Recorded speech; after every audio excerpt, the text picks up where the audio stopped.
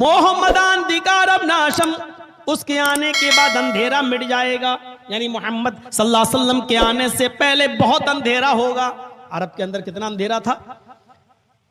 जुआ ऐसा खेला जाता था कि लोग जुए में रकम हार जाते थे तो अपनी बिल्डिंग, अपना मकान जुए में लगा दिया करते थे, और जब मकान और बिल्डिंग भी जुए में हार जाया करते थे तो अपनी बीवी जुए में लगा दिया करते थे, और बीवी भी जुए में हार जाया करते थे तो अपनी पत्नी अपनी अपनी अपनी बेटी, जवान बेटी जुए में लगा दिया करते थे।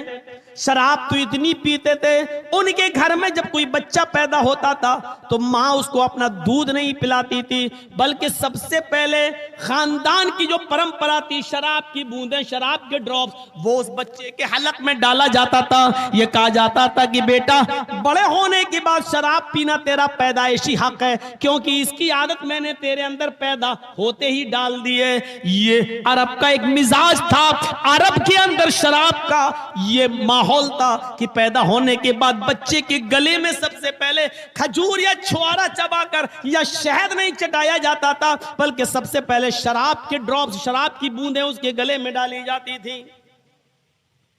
लड़कियों का हाल इतना बुरा था कि जब कोई बच्ची पैदा होती थी मां के पेट से, उसको 4 साल तक पाला जाता था, और जब वो अब्बू अब्बू और अम्मी अम्मी कहने लगती थी तो 4 साल के बाद उसको उसका जालिम बाप नहलाकर धुलाकर नए कपड़े पहनाकर मेला ले जाने के बहाने उसको घर से ले जाता था, और जंगल में पहले से गड्ढा खोद दिया करता था। कहता था बेटी, इस गड्ढे में, इस गड्ढे में झांक कर देखो, तुम्हें तुम्हारी अम्मी नजर आएंगी।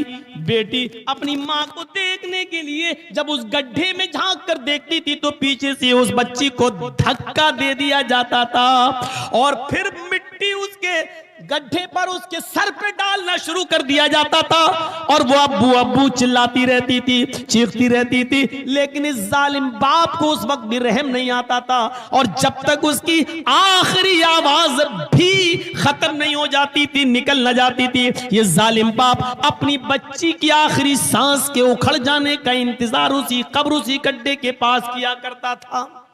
कुरान करीम ने इस बुरी रस्म को खत्म करने के लिए अहले अरब को मुखातब करके कहा, आए अरब वालों, अपनी बच्चियों को दफनाना छोड़ दो, इनको मारना छोड़ दो। जो लड़कियां जिंदा दफन की गई हैं, कयामत के दिन अल्लाह ताला इन बच्चियों से पूछेगा, वइज़ल मौऊदतु सुइलत बिअय्यि ज़ंबिन कुतिलत। आए बच्चियों, आए अपने माँ बाप की बेटियों, तुम्हें किस जुर्म में दफन किया गया, तुम्हें किस जुर्म में मारा गया, तुम्हारे बाप ने किस जुर्म में तुम्हें कब्र में गड्ढे में गाड़ा है। ये छोटी छोटी बच्चियां 4 साल की अपनी जबान से चीख चीख कर कहेंगी, आय अल्लाह, मुझे नहीं मालूम कि मेरा जुर्म क्या था, मुझे नहीं मालूम कि मेरा कसूर क्या था, मुझे नहीं मालूम कि मेरी गलती क्या थी।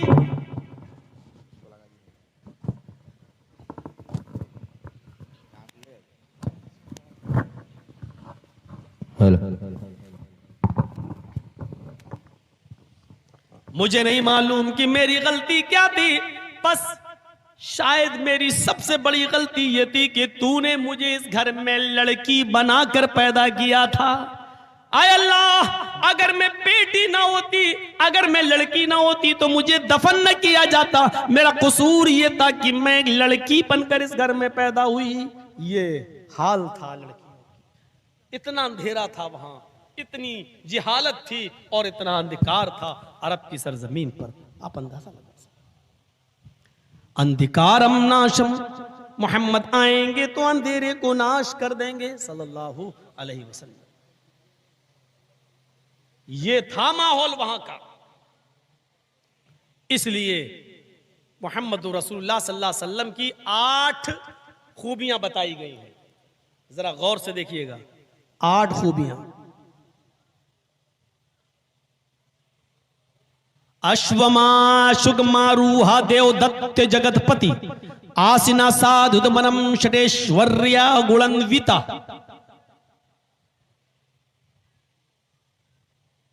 आखिरी नबी को कल्कि को एक घोड़ा दिया जाएगा। देखिए, पहली चीज क्या बताई? एक घोड़ा दिया जाएगा। ये 8 चीजें नहीं, अभी एक पहचान बताई। अश्वमा शुगमारूहा, कल्कि को एक घोड़ा दिया जाएगा। शुगमारूहा, बिजली से भी ज्यादा तेज स्पीड से, बिजली से भी ज्यादा तेज रफ्तार से उड़ेगा, यानी बुर्राक। देवदत्त, देव अल्लाह का नाम, दत्त मानी देगा, देवदत्त वो घोड़ा अल्लाह की तरफ से मिलेगा, यानी वो मोहम्मद साहब का घोड़ा नहीं होगा, यानी बुर्राक अल्लाह की तरफ से आई थी। जगतपति, और ये बुर्राक उसके लिए आएगी जो पूरे विश्व का रक्षक होगा। जगत मानी, जगत मानी दुनिया, जगत मानी विश्व, और पति मानी मुहाफिज, पति मानी रक्षक। जगतपति का तर्जमा क्या होगा? जगतपति की मीनिंग जो पूरी दुनिया का मालिक, पूरी दुनिया का रक्षक।